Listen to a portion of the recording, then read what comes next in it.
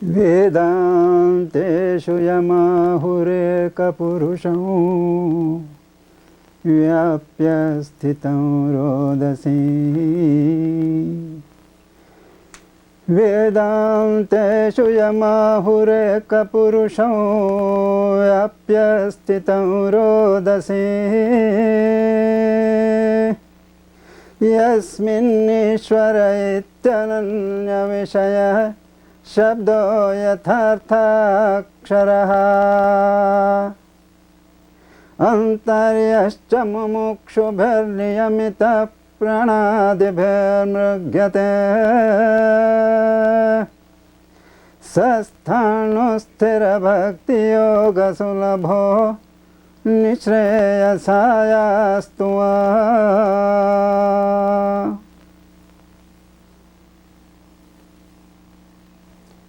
He who is lauded as the Supreme Person in the scripture, he whose name as the Lord justifies itself in every way, he who is stationed inside of each one and is searched through the regulation of breath and other means, may he shower his benedictions for your all-round weal in life.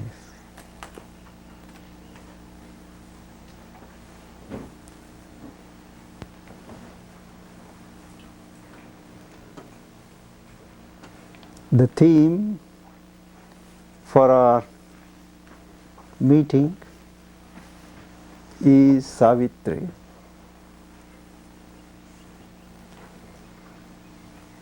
The divine grace.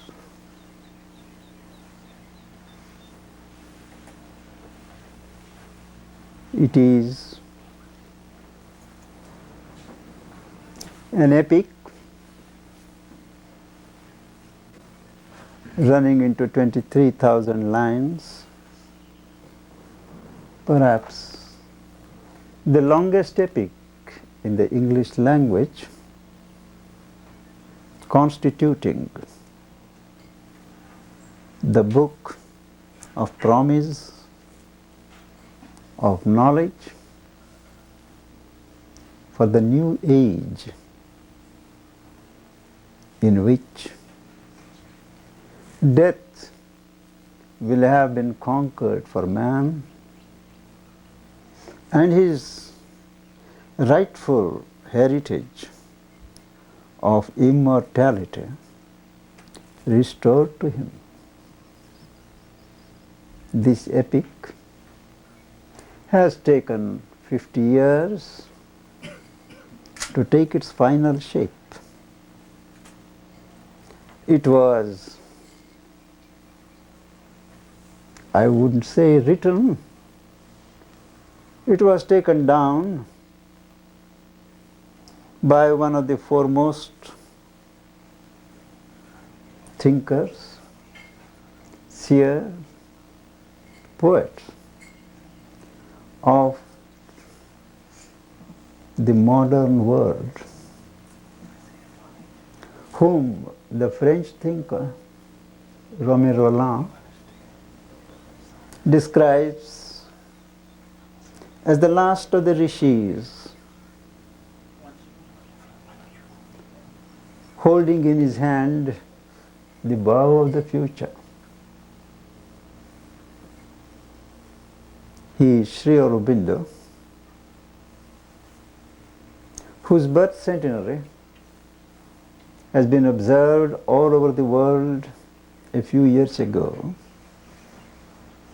Some have known him as a revolutionary, some as a poet, some as a philosopher, others as a mystic, some as a social and political thinker.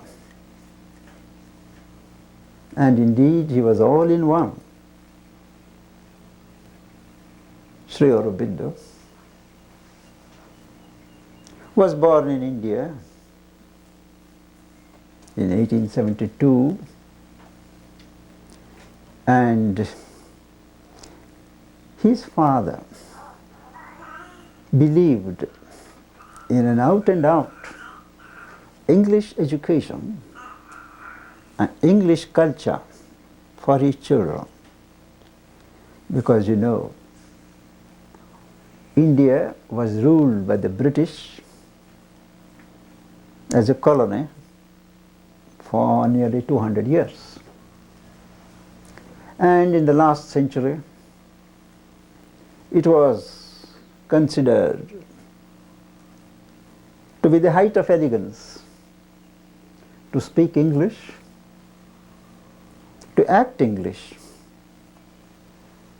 And this small boy, when he was 5, he was enrolled in a convent run by the English nuns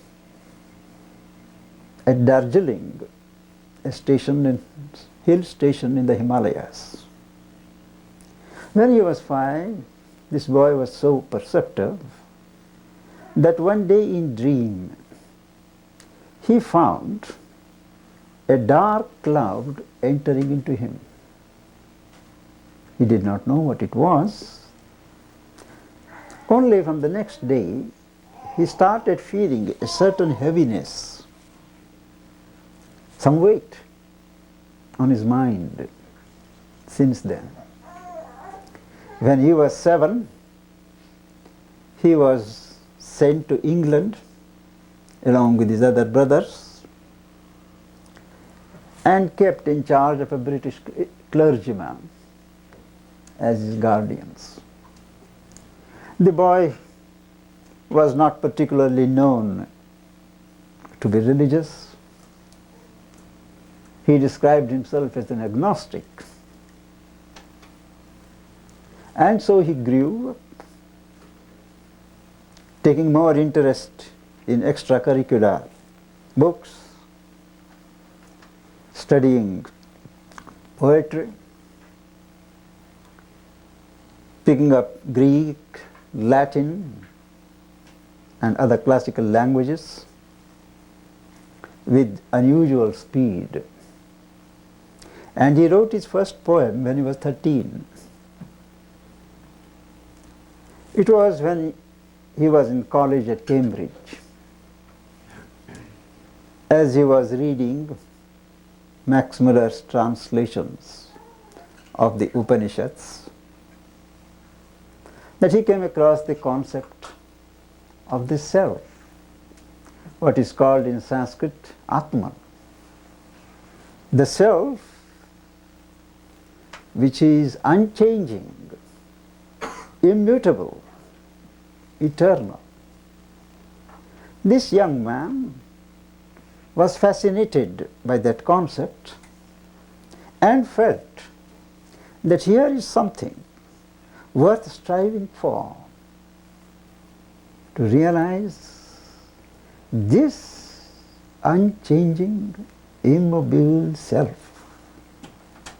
That was his first entry into spiritual realm. Thereafter he was involved in revolutionary activity against the British, conducted by Indian students in England. And it was only when he was 21 that he returned to India.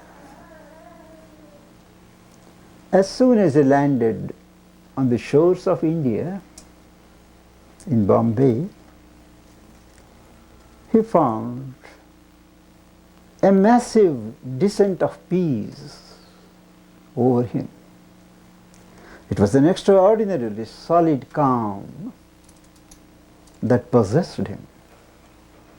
And that very moment, that feeling of heaviness, which was there from his 5 years of age, it left him.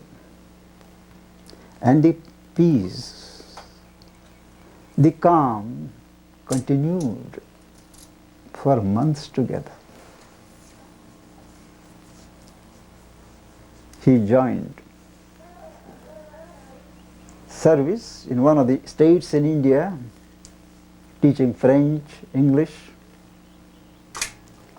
and started learning with the aid of teachers his own mother tongue, Sanskrit, acquainted himself with the scriptures, the culture, and the history of India. It was during this time that once when he was going in the city on a horse carriage, there was a possibility of an accident. He willed that there should be no accident. And a luminous Godhead surged up from his being, controlled the situation, and averted the accident. A few years later, some of his friends wanted to visit a temple on the banks of a river near the city. Sri Aurobindo was not particularly interested, but to oblige his friends he went. And you know, in India, in temples we always have an idol, either a stone or bronze or wooden, which people worship as representatives of the divine. Well, when he went, it was the temple of the Divine Mother called Kali. The friends went inside. He stood outside and just peeped in from the road. And it was not a stone image that he saw, but the World Mother looking at him wide-eyed. That was another capital experience that he had. Still later, when he had been to Kashmir in the Himalayas, one day while walking on the ridge of a hill, he found everything disappearing around him. He had the realization of what is called the vacant infinite, an infinite extension without forms and names. He was later to write sonnets on this experience of the vacant infinite, and also on that experience where the personal Godhead controlled the situation of the accident, and also the stone goddess. He got involved in politics because everyone was concerned in freeing India from slavery to the British. And at that time, someone asked him, "Would you not like to do yoga?" He said, "No, I am not interested. I am more interested in winning freedom for my country." But he was told, "But yoga will give you power, the power to achieve your aspirations." And then he said, "Yes." At that time, when he was wondering what power it would give, his brother had very high fever. For days together, he was running high temperature. At that time, one of the wandering ascetics, you will find plenty of them in India, just barely clothed, matted hair, beard, one bag on their shoulders where they would keep whatever grains and things people give, and eat things at night. and a staff, nothing else. They are the wandering sentinels of God. No property. They will not stay under one roof for 2 days. That is the understanding of their station in life. And that is why they are respected by the entire society. It is considered a privilege if one such person comes to our household and they give alms as offerings to God. Now that gentleman, one ascetic came, and when he saw this young man having temperature, he asked for a glass of water. A glass was brought which was half full of water. He took a small stick and cut across the water, and the temperature came down to normal. Sri Aurobindo was convinced, yes, yoga can give power over material things also, not just spiritual realization. And he started practicing, what is called pranayama. Pranayama is regulation and elongation of breath. You control the life force and acquire the capacity to give direction, to speed the life force wherever you want, and acquire that control, that even if the heartbeat is stopped, you do not die. Even if you don't take food, material food, you don't starve. You draw energies from the universal life ocean around you. Sri Aurobindo practiced that, and he found, he writes, that while before he could write about 10 or 15 lines of poetry within a certain period, after this exercise he found that he used to write 300 to 400 lines. But he has to suspend this practice due to political preoccupations. He left his secure job, involved himself in revolutionary movement. The government arrested him and put him in jail on a trumped up charge. And when he was in jail, he was wondering why. He had been incapacitated, kept out of the field of action. He was studying the Gita, which is an important scripture in India, and trying to follow the practice that was enjoined in that text. One day, somebody passing by that cell, those cells don't have walls, they have only iron bars, so that the sentry can always see whether the prisoner is there inside or not. So when somebody was passing, he observed that this gentleman was sitting 1 foot above the ground. He couldn't believe, he called other people and see, look at here. And he was meditating. So after, when they met him, they said, you are levitating, you are sitting above the ground. He said, I don't know, I did not know. That is, during that practice, certain changes take place in the body, freeing the physical body from the operation of Earth's gravitation. Levitation is a fact. It is well known in India, even today. And one day, when he was taking his walk during the permitted period in the compound, he found the usual big tree missing. In its place, there was a universal Godhead, whom we call in Sanskrit Vasudeva. the God of earth. He is the universal God. He looked around and found that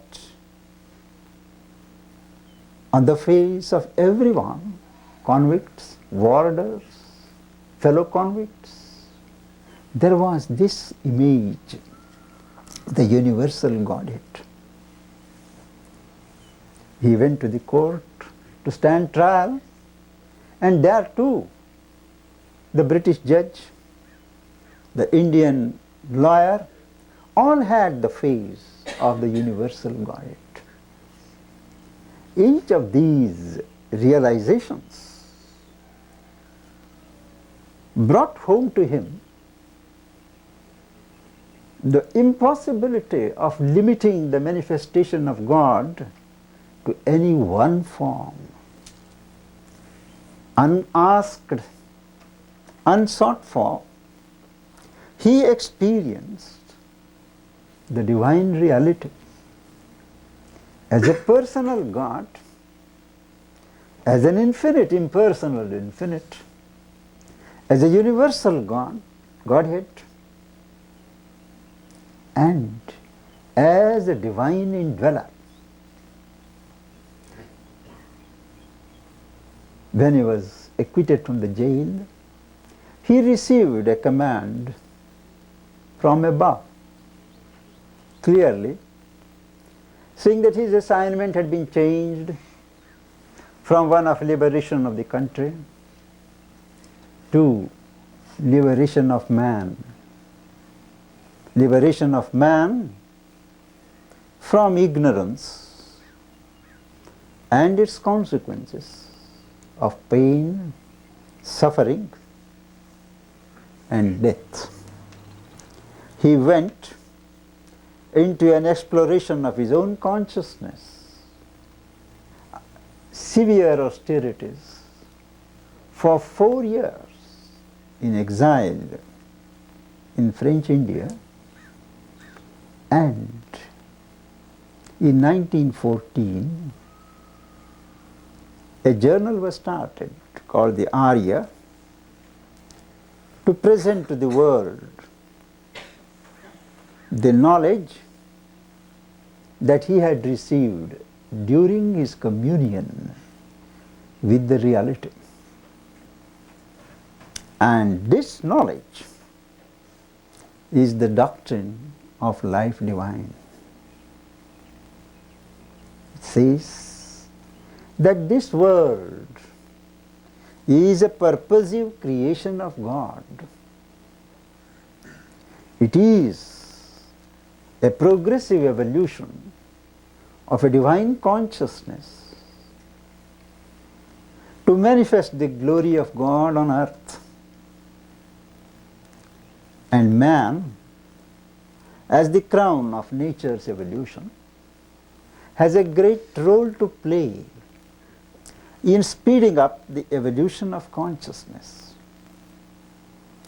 He examined other approaches, the theories of illusion, theories of inferior reality of the world,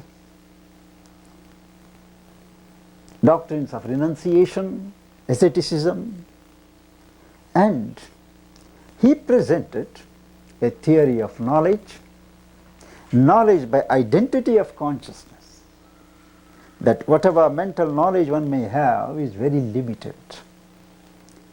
The knowledge that we have through the intellectual mind is flawed, limited by the limitation of the instrument. The only true knowledge, he said, is one which you get by identity of consciousness. And he showed the way, a way of self-discipline by which one can develop one's consciousness to the extent that it can extend itself, identify itself with other things, and grasp their content. He not only presented the metaphysic of life divine, envisaging the growth of a Gnostic community, Gnosis, the truth consciousness, promising divine life for man, and assuring the receding of ignorance, pain and suffering with the increasing advent of knowledge. Knowledge of the entire being of man and nature in its totality. A plenary knowledge with an integral will to translate it into practice, leading humanity towards its destined goal of divinization of man. And this divinization of man includes a transformation of the physical body, elimination of disintegration, decay and death. These 3 volumes of Life Divine that he has written are considered by critics to be the major works of the 20th century. He not only gave a philosophy, but he also showed the way to practice it and called it the synthesis of yoga, where he assimilated the best of all the past traditions and forged his own yoga of self-perfection to practice it. Then he examined the growth of man from a sociological angle. How? From the very primitive beginnings, mankind has passed through different stages. The symbolic stage of religion, the conventional age when truth recedes and forms prevail, the age of revolt, the age of individualism, the age of disillusionment and the search for the truth of life, the subjective age through which we are passing, where man is feeling for the real inspiration for life, and the coming spiritual age, where mankind is steadily advancing towards an age when the spirit, the soul, rather than the intellect and the reason, will rule life. He also traced the development of humanity from a political angle and traced how from the primitive beginnings of a family, a clan, tribe, a slow group soul started forming. How each society has its own corporate soul, expressing itself in the typical customs, languages, mores, and literature of the people. He developed up to the stage when this group soul passes through different stages of expansion till we have the nation stage. Each nation has its soul. The British may symbolically call it John Bull, here we may call it Uncle Sam, whatever it is, but there is a truth behind it. These names that we give, maybe a man he may have given, but the man was inspired to put out an image, a symbol, which assimilates and which captures the spirit of the people.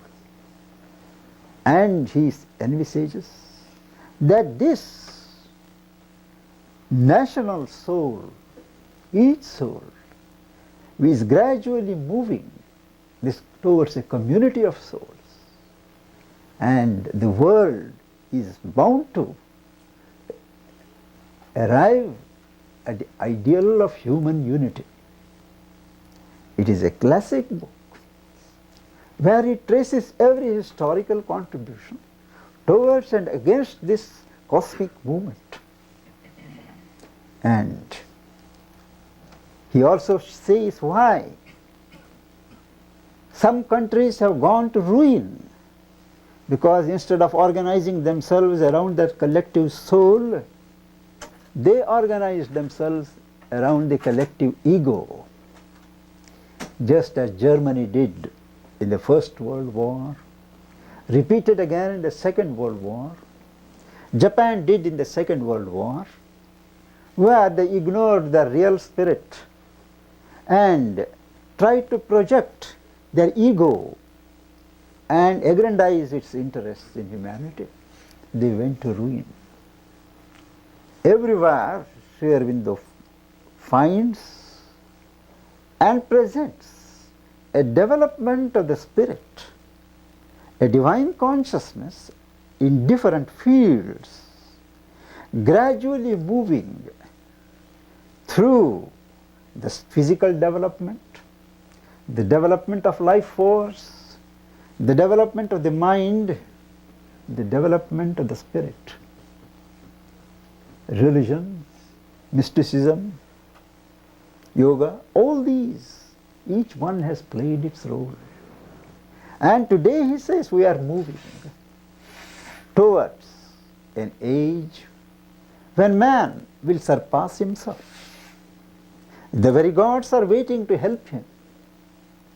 And through various vicissitudes, man is arriving at a point when either he has to exceed himself or he has to cancel himself, go the way of the mastodon and the other creatures whom nature cast aside because they could not embody further consciousness. Man alone, Sri Aurobindo says, is capable of undergoing transmutation of consciousness without change of form. At every stage in evolution there had to be change of form. A movement which misled Charles Darwin to say that form is important and consciousness follows the form. The truth, however, is that it is consciousness that is interior, and it is consciousness that builds a home for itself. When it strives to develop a further grade, it plans in advance certain physical changes that will enable the form to house the emerging consciousness.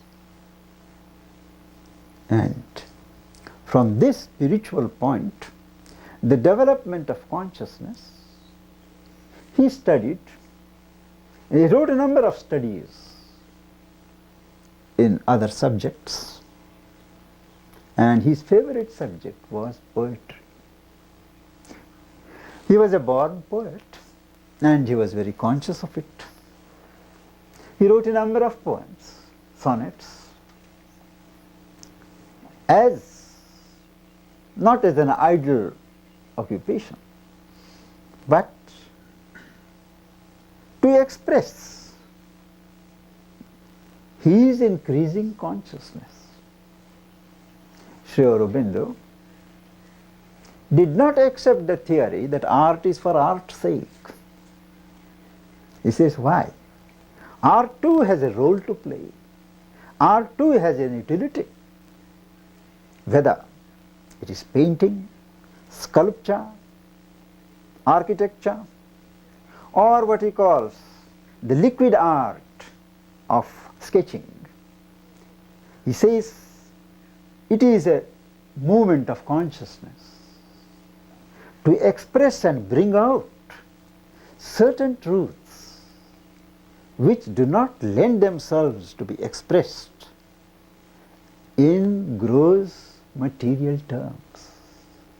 A picture A statue captures a mood, a moment in the life of a person and eternizes it in that form. So also he says the paintings, they hold the mobilities of the soul, each one.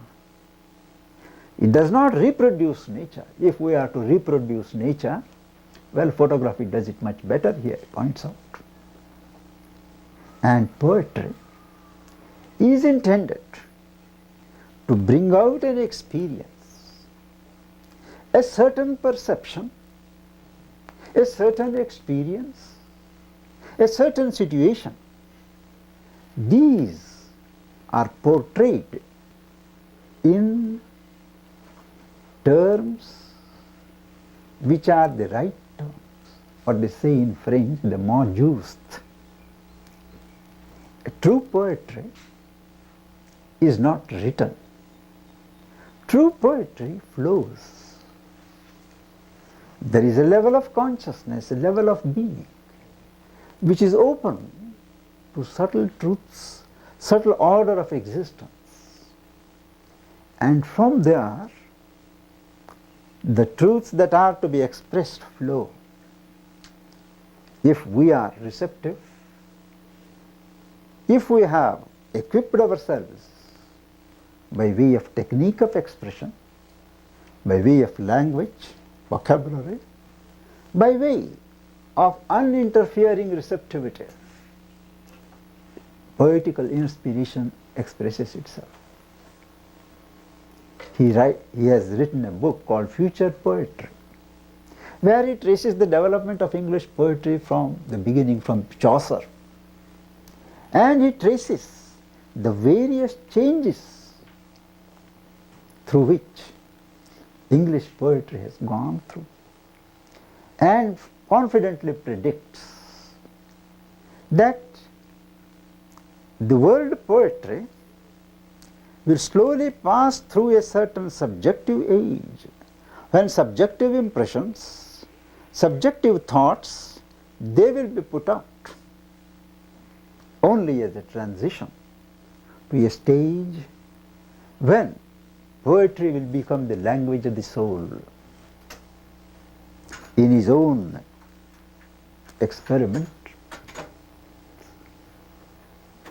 at each level of ascension of consciousness, he wrote poetry and knew exactly, and he explained in his writings why each certain lines in his poetry originated from a particular level of consciousness. He illustrated from Blake, Shakespeare, Marlowe, and other writers, poets, how certain lines originate from a lower inspiration, what you may call the vital inspiration of life force. Some are purely mental, and some proceed from a spiritual level, level of love, level of identity, level of truth perception. And he started writing this epic somewhere in 1905 and completed it in 1950. This poem underwent as many as 21 revisions in certain places. When he was asked, if you are receiving inspiration from a higher level, why do you at all need to revise?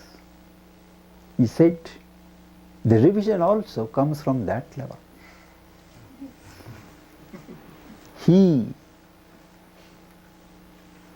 in his yogic development, he had stopped the process of thinking. His thinking mind was not functioning. It was stilled into silence. And all that he thought, all that he wrote, all that he spoke came from a still higher level. You know, man has so many minds, levels of mind. We speak as if It is only the reasoning mind, the intellectual mind, that is everything. When man, the primitive man, the first mind, the level of mind on which he functions is the sense mind. Because it is the senses that bring data, reports from outside, and the mind acts upon it. That is called the sense mind. Gradually he develops a faculty. He doubts whether all that the senses say is correct. He develops a certain discrimination, and a reasoning mind is formed. This reasoning mind, however, depends upon data that are objective, outside. As he develops a thinking mind, independent of whether the thing that is thought about is in existence or not. Thinking of ideas, concepts, that is the next stage. After the thinking mind, there is the ideative mind, where you live in a realm of ideas which have not yet assumed a thought form. From the idea mind, you go to the higher mind, where knowledge comes to you not one thought after another, but in masses of thoughts. You see things in one perspective. That is the higher mind.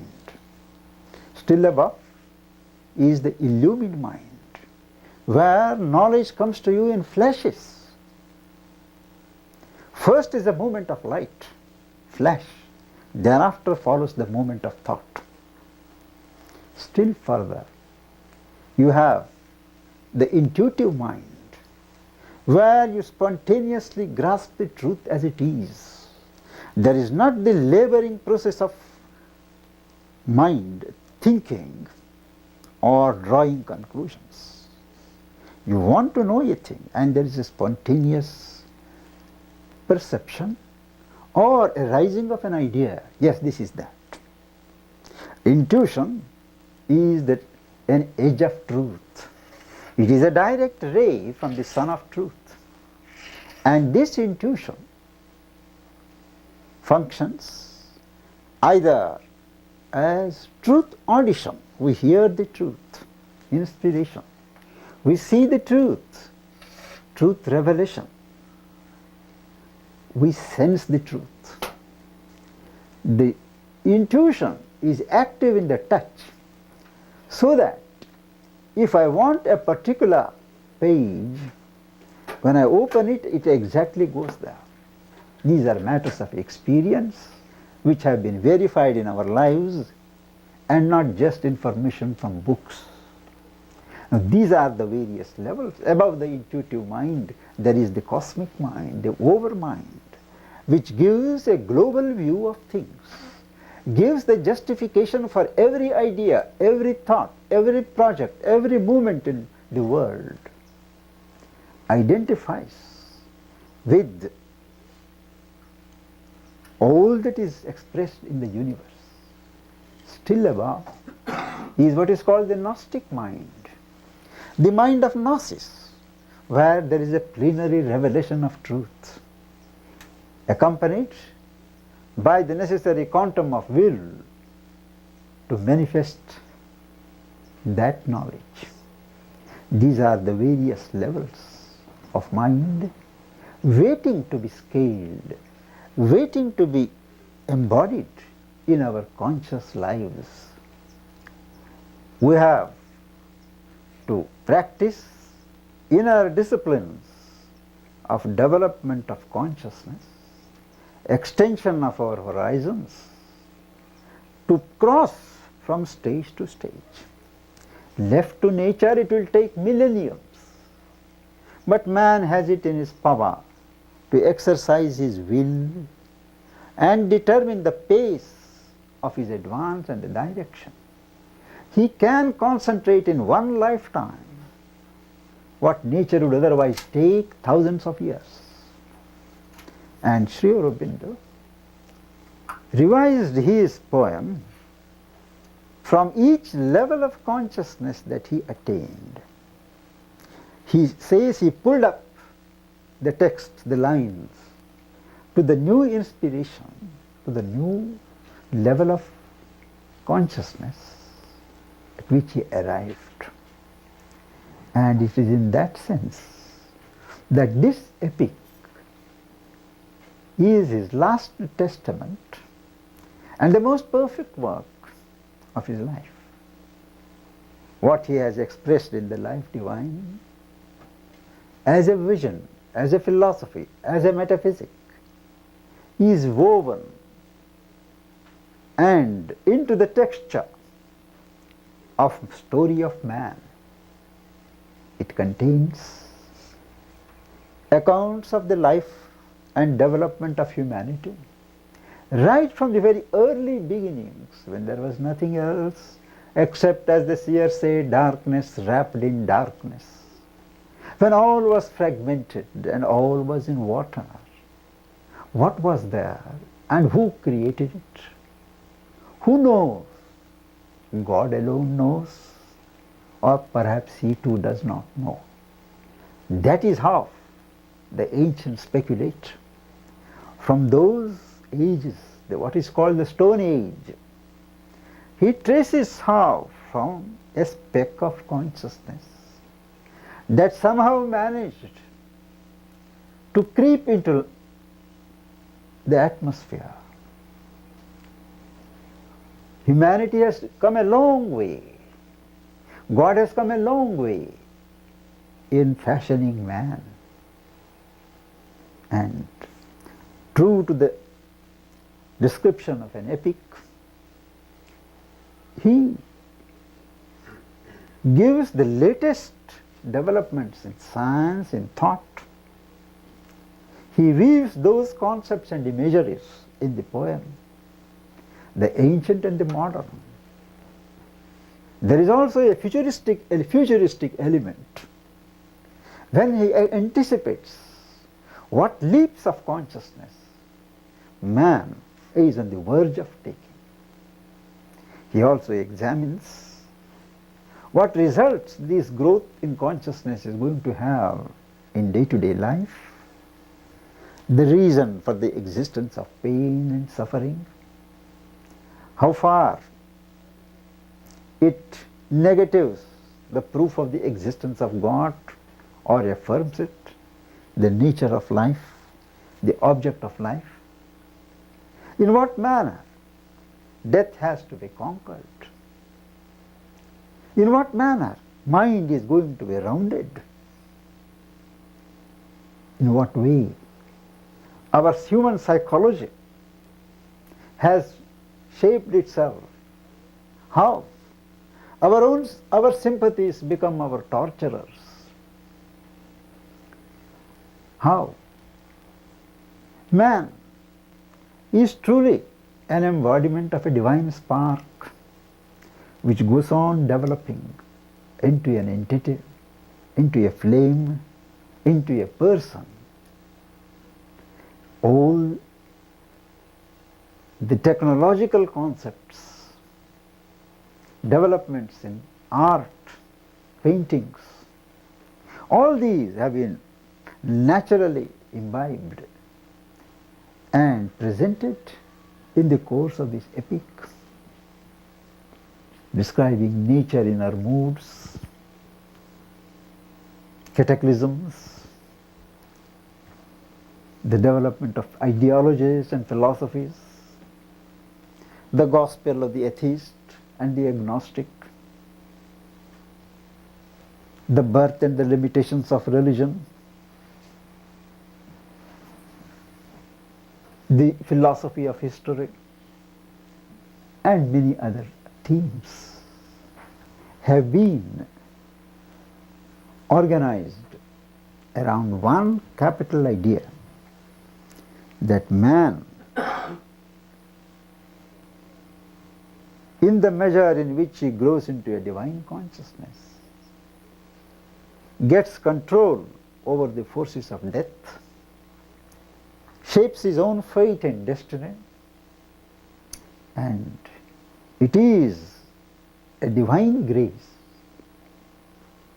that comes in human form and delivers him ultimately from the jaws of death, giving him immortality, turning this world into a world of light, making matter a transparent robe of the Spirit.